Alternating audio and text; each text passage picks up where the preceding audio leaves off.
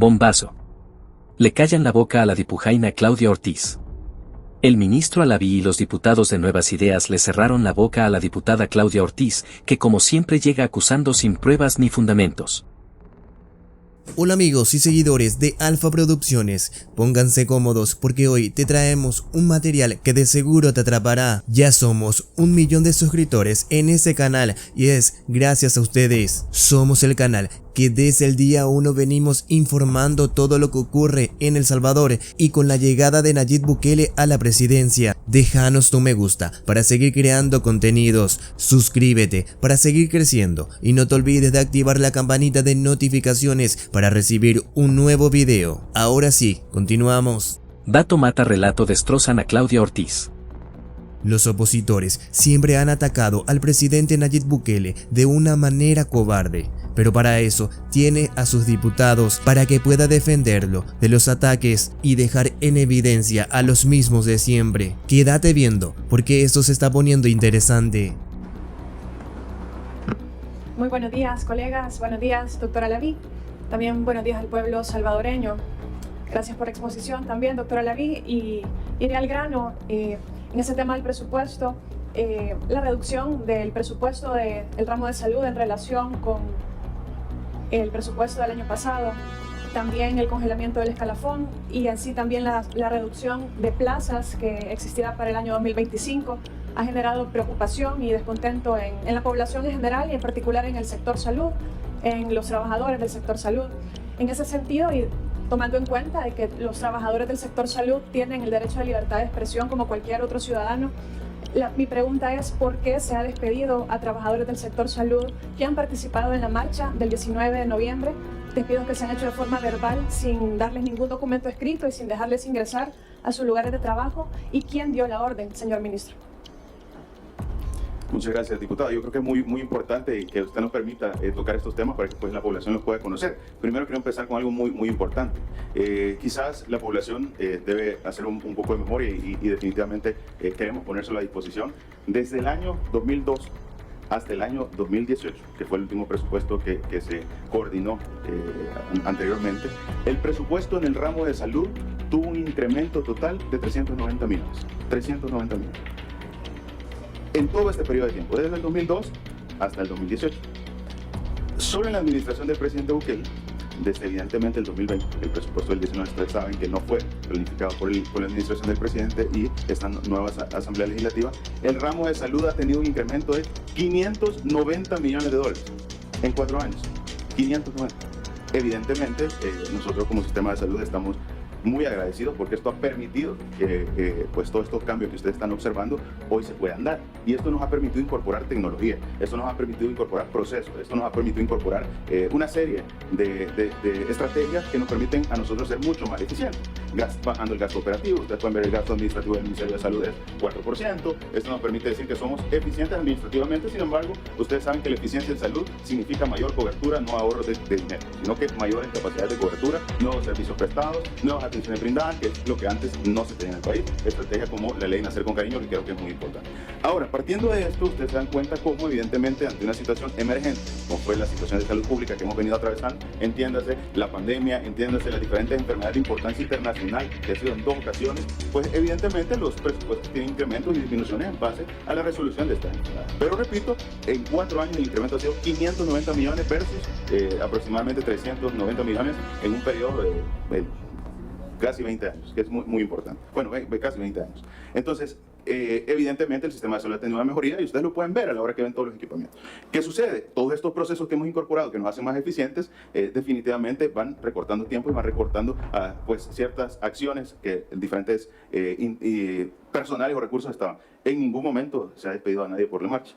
Se están haciendo evaluaciones pertinentes, eso no lo pido yo, lo pide la población a la hora que hay malas atenciones en los diferentes centros. Usted puede preguntarle, diputado, a toda la población las situaciones que suceden en el día a día en las áreas de emergencia, en los diferentes centros de atención donde pues hay ciertos recursos que no cumplen con los requerimientos de atención al paciente. Entonces creo que es muy importante el ver cómo en todo este proceso de renovación que ahora se tiene en el sistema de salud hay estrategias que nos permiten ser más eficientes y que nos permiten también tener mayores evaluaciones correspondientes a aquellos recursos evidentemente que pues no están atendiendo bien a la población salvadoreña y que creo que es muy importante que todos lo conozcamos. Asimismo, creo que es muy importante dejar claro, a nadie se ha despedido por la marcha, en ningún momento, sino que son todas las intervenciones y análisis que se hacen por parte de los equipos técnicos de recursos humanos que van decidiendo pues aquellas personas que no tienen los componentes necesarios para dar una buena atención a la población salvadoreña y que, como repito, pues es la principal queja que tenemos de parte de la población salvadoreña a la hora de las atenciones. Muchas gracias.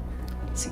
Para continuar en el uso de la palabra, señor ministro, entonces usted niega que han habido despidos por asistir a la marcha.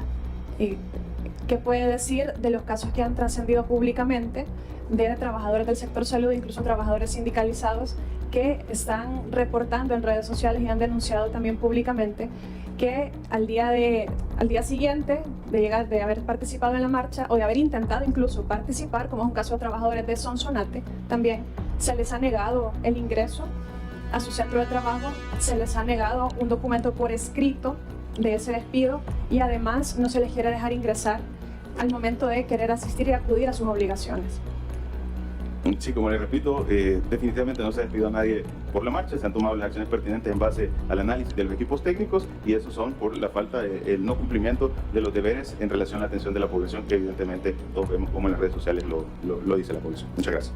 Bueno, ministro, quedan grabadas sus declaraciones en ese sentido para que la población también las conozca, especialmente las personas afectadas por esta situación. Quiero hacer otras preguntas también, porque creo que es preocupante en un tema tan crítico para el desarrollo del país como es la salud pública, la reducción de presupuesto. No quiero entender mal, pero casi estoy entendiendo que está agradecido usted porque hay un recorte de $92 millones al ramo de salud en relación al 2025, del 2024 al 2025. Pero ¿cómo va a manejar el Ministerio de Salud y especialmente la República de Hospitales esa reducción de plazas? Tenemos datos que al menos solo en el ramo de salud van a haber menos 1.119 plazas menos en el ramo de salud. Solo en el Hospital Rosales, según la propuesta de presupuesto, van a haber 324 plazas menos. Solo en el Hospital Bloom, 185 plazas menos. En el Hospital San Juan de Dios, 156 plazas menos. En el Hospital San Rafael, por poner otro ejemplo, 165 plazas menos. ¿Tiene un plan, señor ministro, para manejar la reducción del presupuesto sin afectar el ya golpeado, digamos, sistema de salud que tenemos, que no necesito que usted me lo pida? Definitivamente estamos en contacto con la población que nos dice el sistema de salud no nos está dando una buena atención. ¿Cuál es el plan, señor ministro, para manejar esta sensible reducción de presupuesto? Bueno, creo que es importante ver cómo definitivamente, como usted lo dice, en algún momento el golpeado sistema de salud, pues en 20 años no tuvo incrementos en el presupuesto. 390 millones en 20 años. Pero nunca había tenido disminución de presupuesto, pues, perdón, también. Si me da el por favor, Muchas gracias, diputada. En ese sentido, ver cómo en tan solo 4 años ha incrementado 590 millones es bastante distante de la situación que usted está tratando de plantear. No es solo el tema de saber que existe un incremento, no, sino que es de entender el contexto internacional y las situaciones que pasan.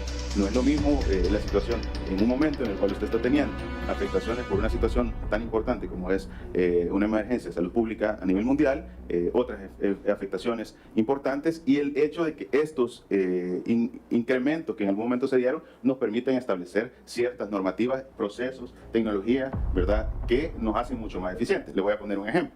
El caso de la digitalización. Tenemos 100% digitalizado el sistema de salud.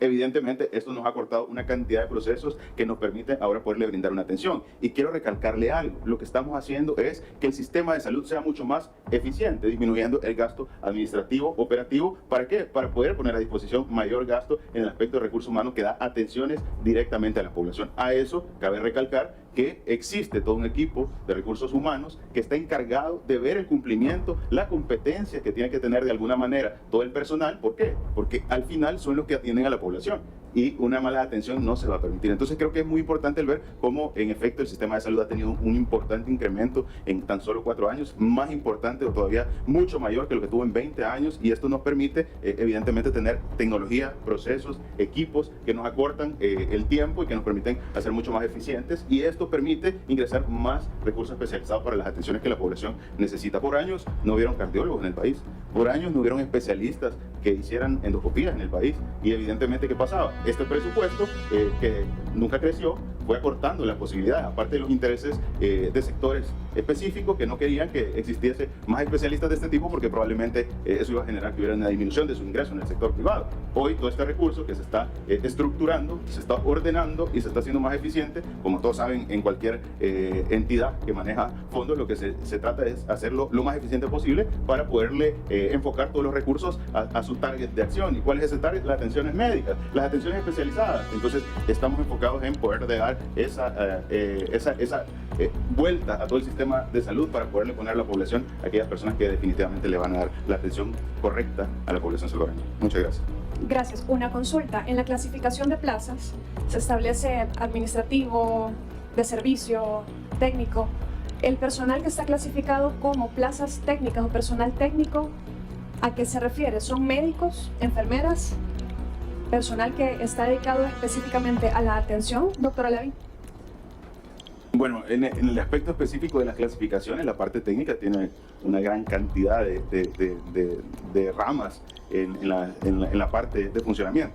Yo creo que es bastante complejo que se lo pueda explicar, pero creo que es muy importante que usted conozca que evidentemente todo el personal, básicamente, que se necesita para poder atender a la población, inminentemente médico, es el que estamos precisamente tratando de incrementar. Y eso se va a lograr haciendo mucho más eficiente aquellos procesos que ahora ya no son necesarios, porque definitivamente se instauró tecnología, se instauró un sistema específicamente digital que nos permite conocer lo que está sucediendo en abastecimiento, que nos permite conocer lo que está sucediendo en la farmacia, que nos permite conocer cada uno de los procesos del paciente. Entonces creo que eso es lo que trato de comentarle. Estamos tratando de hacer mucho más eficiente el sistema de salud y por supuesto esto se alcanza haciendo las evaluaciones pertinentes por parte de todos los equipos técnicos de recursos humanos, que ellos son los expertos en este tema. Permítame insistir en la pregunta porque creo que es muy importante. En la clasificación del personal por actividad del ramo de salud, como en los presupuestos de los hospitales de la red pública, tenemos una clasificación de personal de gobierno, personal ejecutivo, personal técnico, personal administrativo, de servicio. Mi pregunta es muy relevante y creo que es importante que usted como titular de la cartera y o si no su equipo que le acompaña nos pueda dar la respuesta si el personal técnico equivale específicamente al personal que da atención. Es importante porque de las, por ejemplo, 1.119 plazas que se estarían suprimiendo para 2025, 533 son personal técnico, solo en el ramo de salud. Y en los presupuestos de cada uno de los hospitales nacionales, la mayor reducción de plazas está justamente en esa clasificación de tipo de personal. Entonces, es muy importante, si usted nos está afirmando en este momento,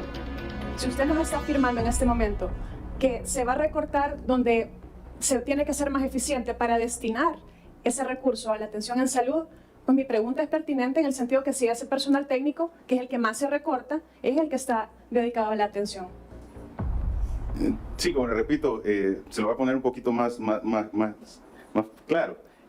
Quizás solo repetir, en el personal técnico existen diferentes participaciones que van desde los laboratorios, que van desde el área de servicios de apoyo, que van de muchas áreas de funcionamiento, de las hospitalizaciones. Entonces ahí se incorpora un montón de personal que definitivamente no es personal médico y no es personal de enfermería. Ahora, se está haciendo un análisis de funcionamiento de todo el sistema, no solo por hacer la parte eficiente, sino que por aquellos recursos que de alguna manera no están cumpliendo con sus deberes y sus obligaciones para con los pacientes, se sigue el debido proceso correspondiente. Entonces, eso es parte del funcionamiento normal de toda institución. Ahora, todas estas personas técnicas, si su pregunta es si son médicas o no médicas, evidentemente, pues no son médicas porque son técnicas. Entonces, quizás esa parte en la aclaración, ¿verdad?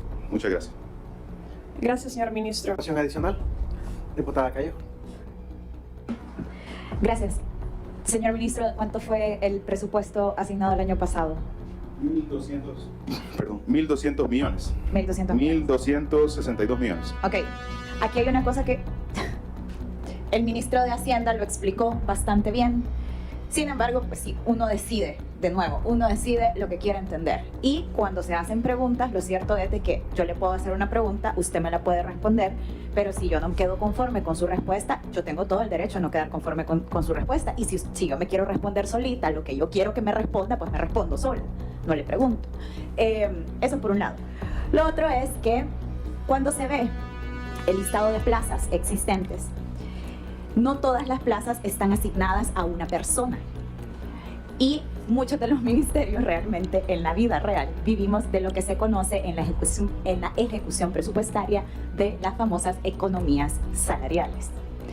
Las plazas que no están asignadas a una persona se convierten a final de cada mes en una economía salarial que luego cada quien va moviendo porque realmente así se hace. Y muchas veces, cuando no se termina de ejecutar algún proyecto de inversión, hay un arrastre que hace Hacienda casi siempre por ahí del mes de agosto, septiembre, que no es que se deje desfinanciado algo, porque si algo ya está contratado, evidentemente ya tiene un financiamiento asignado y se está ejecutando. Pero si no se terminó ese proceso de asignación, por tanto no, de contratación más bien, por tanto no tiene asignado nada, por tanto no se ejecutó, entonces se arrastra y se reconfigura antes de que termine el año fiscal, porque entendemos todos que el año fiscal en El Salvador inicia del 1 de enero al 31 de diciembre de cada año. ¿Qué es lo que a nosotros como país nos ha pasado? Que yo creo también de que es muy fácil quejarse sin querer realmente dar bien la información. En el sentido que nosotros como país, lo que hemos estado haciendo durante los últimos 30 años y la deuda de hecho que acabamos de refinanciar con los bonos que aprobamos para la emisión de bonos que aprobamos en la plenaria pasada de esta semana, es precisamente deuda externa que nosotros venimos arrastrando de hace más de 30 años. O sea que no es deuda reciente. Y lo que sucede es que nosotros hemos estado pidiendo prestado para pagar el gasto corriente. Eso quiere decir como que usted le saque de una tarjeta de crédito para pagar la otra tarjeta de crédito y después saca de esa otra tarjeta de crédito para pagarle el mínimo a la otra tarjeta de crédito. Usted no está reduciendo su deuda, no está pagando realmente, se está engañando. Y eso es lo que nosotros hemos estado haciendo como país, nos hemos estado engañando. Y hemos estado pidiendo prestado para gasto corriente, es decir, para pago de salarios, para pago de electricidad, de agua, de luz, de internet, etc. Además de toda la corrupción que también estamos pagando, porque vaya, solo los 311 millones que le han agarrado a Funes, eso también lo estamos pagando, porque alguien se lo llevó, alguien se lo gastó, alguien se operó con ese dinero, ¿ya? Entonces, eso también lo estamos pagando. Ahora bien, tenían asignado en 2018 $390 millones para todo el sistema de salud. Ahora son 170 millones los que tenemos asignados para el ramo de salud. Pero si hay un arrastre, y eso va a pasar en todos los ministerios, les digo desde ya para que se vayan preparando, ¿verdad? Va a suceder en todos los ministerios, ya lo explicó el ministro de Hacienda. Pueden ir a buscar la conferencia de prensa cuando él vino y trajo el presupuesto general de la Nación, la propuesta. Él explicó que hay una reducción de un aproximado de un 15% de los presupuestos en casi todas las carteras de Estado, a excepción de salud, educación y seguridad, que no se toca más del 3% del presupuesto en general. Cuando nosotros aprobamos financiamientos, estos préstamos externos con bancos internacionales, lo que nosotros estamos aprobando es el financiamiento directo de proyectos de infraestructura. Es decir, nosotros con los préstamos para crecer juntos, los préstamos para salud, para educación, van directamente a financiar un proyecto de infraestructura, un proyecto de inversión. No van a financiar gasto corriente. Hay una gran diferencia cuando usted presta porque va a invertir, y se la pongo así para una familia salvadoreña. Es una gran diferencia cuando usted presta dinero para invertir, para poner un negocio, que cuando usted presta dinero para pagar la tarjeta de crédito. ¿Sí? Uno es inversión y otro es consumo, gasto corriente. Es lo mismo con nosotros, solo que aquí han estado pidiendo dinero prestado para pagar la tarjeta de crédito, para pagar los compromisos políticos, que muchas veces se han traducido lastimosamente en plazas. ¿Por qué? Porque la mayoría de los ministerios pueden trabajar con la cantidad de gente que tienen. Hablo de gente, personas que tienen una plaza asignada, un contrato asignado, pueden trabajar con esas personas. Y lo que sí se va a arrastrar son todas aquellas plazas que no tienen a una persona asignada, o sea, que no está ahí trabajando directamente, que no está, son todas las vacantes. plazas vacantes. Eso es lo que se va a hacer, un arrastre, y solamente se van a aprobar aquellas plazas completamente necesarias que se van a tener que justificar y por supuesto que van a tener que ser aprobadas, y eso también es algo que el ministro explicó. También el presidente lo explicó en su momento, en su discurso del 15 de septiembre. Lo explicó. Todo el gobierno va a tener que restringir gasto, no inversión. Aquí no se está restringiendo inversión, y creo que eso es una de las cosas más importantes para entender. Y también es importante decirlo de frente, y es importante no tenerle miedo a poder decir, sí, miren, nosotros hemos estado financiando gasto corriente. Terrible, porque lastimosamente para ordenarse siempre hay que pasar por este momento, pero yo sí creo de que va a ser positivo para todos. Ahora bien, si las respuestas, hay personas a las que no le gustan las respuestas, bueno, ni modo que se contesten solas, ministro, porque ¿qué vamos a hacer? Entonces, yo de verdad estoy bien agradecida por todo el trabajo que usted encabeza este ramo, pero no solamente es usted, es el Seguro Social, son toda la red hospitalaria también privada que también se ha puesto a disposición para apoyar. Vemos también que la población está teniendo una mejor atención, no es perfecto, pero forma parte de lo que tenemos que arreglar todos juntos como país. También el hecho de que la gente se sienta empoderada para poder denunciar cuando ha sido víctima de malos tratos, y que esa denuncia tenga sentido y tenga efecto. Porque si solo denunciamos y no investigamos qué pasó, si se siguieron los protocolos de salud o no, si de verdad, o sea, si solo es un malentendido o que yo me sentí mal, porque también es bien sensible ir a un hospital. Nadie va a un hospital porque quiere ir a pasear. Vas a un hospital porque te sentís mal, vas a un hospital porque pasa algo, estás nervioso y alguien tiene que tener la responsabilidad de lo que está pasando. Y eso también es entendible porque es un momento vulnerable. Pero ahora también la gente puede poner sus denuncias y se puede determinar si en verdad hubo un maltrato, una malpraxis o qué ha sido lo que ha pasado. Incluso a veces, lo hemos escuchado un montón de veces en redes sociales sobre todo, de organismos que quieren desestabilizar y que quieren hablar simplemente mal, por ejemplo de Nacer con Cariño, en donde andaban diciendo de que ahora ya nadie va a poder hacer una cesárea porque está prohibida en la ley, por ponerles un ejemplo, que es una de las cosas que yo más he escuchado, que ahora está prohibido que los doctores te toquen. No es cierto. Hay cesáreas que están indicadas y esas cesáreas indicadas se tienen que hacer. Depende de cada paciente. Lo que sí se ha quitado es que ahora, por comodidad del médico, porque se va a ir de vacaciones, te indican una cesárea. Eso es lo que se ha quitado. Entonces, y también el respeto de que cada mujer y cada niño van a nacer de la manera en la que eligen. Y que a veces es posible y a veces no. Pero esas son las cosas que se van arreglando con protocolos. Pero también nadie está hablando, por ejemplo, de que El Salvador es país ejemplo en Naciones Unidas de todo el trabajo en salud materno-infantil con lactancia materna. Nadie está hablando de eso. Entonces, tenemos mucho que mejorar, sí, pero también hemos avanzado mucho, y no reconocer uno sin reconocer lo otro tampoco es justo. Entonces, son más de 1.170 millones de dólares los que vamos a invertir. Es un porcentaje bien importante para nuestro país, que por supuesto vamos avanzando, que claro que estamos tratando de que tengan mejores tecnologías en nuestro país, por supuesto que, y ya el hecho de que la red sea completamente gratuita, que la gente no tenga que pagar un centavo por eso ya es una gran bendición que no estamos reconociendo de la manera muchas veces justa en la que deberíamos de reconocerlo.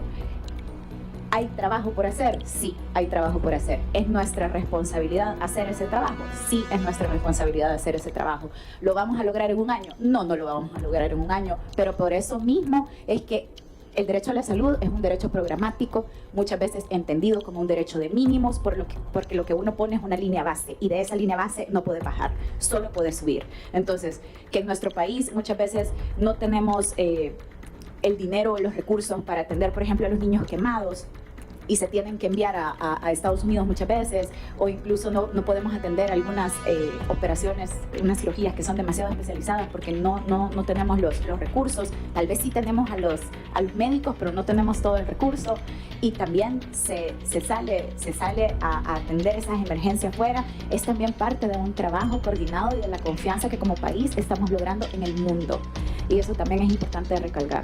Así que yo no lo veo como una pérdida, yo lo veo como una oportunidad de arreglar la casa desde adentro y de funcionar. Hay sistemas de salud que tienen muchísimo menos de lo que tenemos nosotros y son ejemplos en el mundo. Puede que no les guste, pero por ejemplo el sistema cubano es reconocido en todo el mundo porque está enfocado en la prevención. Y tienen muchísimo menos de lo que tenemos nosotros, pero muchísimo menos. Y tienen más población adulta mayor, más población que tiene más enfermedades crónicas no transmisibles, tienen muchos más problemas, pero funcionan. No quiero decir que vamos a llegar a esos niveles de escasez, pero lo cierto es que con gestión del conocimiento se puede hacer muchísimo, y sobre todo en la rama médica. Gracias, señor ministro, gracias por su trabajo y gracias a todo el personal médico que yo sé que está haciendo una gran labor ahí afuera. Gracias. Muchas gracias, diputada. Voy a transmitir las felicitaciones a todo el equipo del personal que está haciendo todo lo necesario por cuidar a la población. Bueno, tal vez solo para reforzar un poco con datos y no relatos. En el 2001 el presupuesto del Ministerio de Salud era de 222.41 millones de dólares. ¿Se acuerdan lo que pasó ese año, verdad? Aparte de los destinatarios, los terremotos. Y a pesar de eso, a pesar de que muchos hospitales se dañaron, porque sí se dañó la red de hospitales, a pesar de la tragedia, se subió a 231.99 para el 2002, es decir, hubo un aumento de 9.5 millones de dólares. Ni siquiera fue lo que se robó Paco Flores. Ni siquiera eso. Todavía le faltaba medio millón. Aquí lo pueden ver. Entonces son cifras, o sea, esto es algo fáctico. Cómo las interpretemos las cifras será otra cosa. Pero aquí están las cifras, esto es algo fáctico. Cuando llegó al presidente Nayib Bukele, el presupuesto era de 668.19.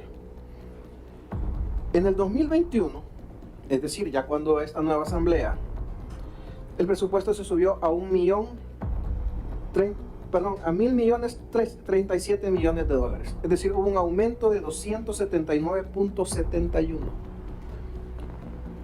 Entonces aquí están las líneas, aquí las he dibujado yo con una regla artesanal, pero esta es, y esto que no está en la proporción, porque esta proporción no es lo mismo de esto, pero aquí está la línea que dejó Arena y aquí está la línea que dejó el FMLN. A mí me extraña que solo hayan venido a preguntar el presupuesto de salud, porque también el presupuesto de seguridad bajó.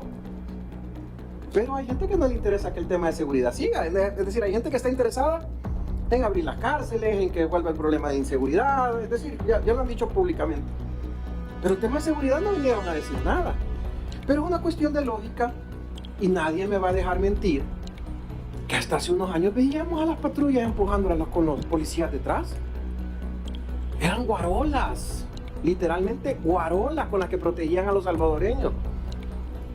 Yo creo que algunos se alegraban de ver a los policías con botas destrompadas, a los soldados con botas destrompadas, con hierros oxidados de armas. Me acuerdo un diputado, Rodolfo Parker, que decía, le van a comprar los juguetitos al presidente. Decía. Busquen la frase, no me la estoy inventando yo, los juguetitos del presidente. Decía. Evidentemente se necesitó en aquel momento hacer una inversión fuerte para equipar a las fuerzas de seguridad, que ahora no tenemos ese gasto. Es decir, primero porque, gracias a Dios, la estrategia funcionó, y eso también es algo fáctico, y ya de alguna manera, digamos, solo es el mantenimiento de las patrullas, de las armas, del equipamiento con las que nuestras fuerzas de seguridad trabajan. Pero el tema es que el presupuesto ha bajado, pero ya se garantiza el funcionamiento, aún con un menor presupuesto. Es como que me vinieran a decir con el Hospital Rosales, este año el Hospital Rosales tuvo tanto presupuesto y el otro año va a tener menos. No se garantiza la funcionabilidad del Hospital Rosales. Pero evidentemente este año se ha invertido más, o los años que el año pasado y este se ha invertido más porque se está construyendo el área de consulta externa. No significa que porque el otro año el Hospital Rosales tenga asignado menos fondos, no va a funcionar, porque está la construcción del hospital. Entonces yo creo que cuando uno ve las cifras, evidentemente hay cosas fácticas y hay cosas que uno puede buscar un análisis de las cifras. El presupuesto en general del país ha aumentado. El presupuesto general del país ha aumentado. Incluso si lo viéramos en términos de reducción, este presupuesto es superior al del 2023, en el que también hubo un aumento. Entonces, creo que no hay que dejar de lado que a pesar de todas las críticas que intentaron por todas maneras, hasta me imagino con esa red de medios que tiene, de decir que este país estaba quebrado, de que no funcionaba el área fiscal, la recaudación ha mejorado. Y eso es la tercera cosa fáctica que estoy mencionando aquí. La recaudación fiscal ha mejorado. ¿Cuántos impuestos hemos votado nosotros en esta comisión? ¿Cuántos nuevos impuestos? Ni uno. ¿Cuántos nuevos impuestos? ¿Cuántos a los impuestos le hemos aumentado a los impuestos ya existentes? Ni uno. Es más, yo de lo que me acuerdo de esta comisión es que hemos hecho exenciones. De eso sí hemos hecho. Y aún así ha mejorado la recaudación fiscal. Y eso es porque va creciendo la economía, gracias a Dios, por mucho que otros hayan dicho que estábamos ya quebrados y no sé qué, y salían los grandes analistas y todo lo demás, y que la red de medios super soriana, que era eran hechos reales, casi que palabra de Dios, no pasó. Y la recaudación, como repito, fiscal ha aumentado, lo que ha permitido que el presupuesto, y por cierto, las proyecciones, cuando se hacen presupuestos, se hacen base a proyecciones, han sido muy modestas, han sido reales. Así que yo creo que la obligación de nosotros es como cuando uno tiene un hogar, porque este país es nuestro hogar. A mí me pueden aumentar el sueldo, puedo ganar más, tanto mi pareja y hoy, y por lo tanto hay más recursos en el hogar. Pero eso no significa que yo voy a dejar las luces encendidas. No significa que voy a malgastar los recursos, que voy a dejar perder alimentos en la refri. ¿Qué es lo que nos está pasando con este presupuesto? Gracias a Dios los ingresos han aumentado, pero nuestra posición es, o en lo que acompañamos al Ejecutivo es que los ingresos deben de ser más eficientes. Así que, bueno, con esto cierro, ¿verdad? Gracias, ministro, por su asistencia, gracias a su equipo técnico que lo acompaña. Creo que hemos tenido el tiempo suficiente para discutir sobre algunos puntos, así que le agradezco entonces su participación. Gracias a todos por mirar el video hasta el final, espero que te haya gustado y así puedas volver en un próximo video. Cada día estamos informando todo lo que ocurre en El Salvador, así que ya saben, esto ha sido todo por hoy, nos vemos en una próxima.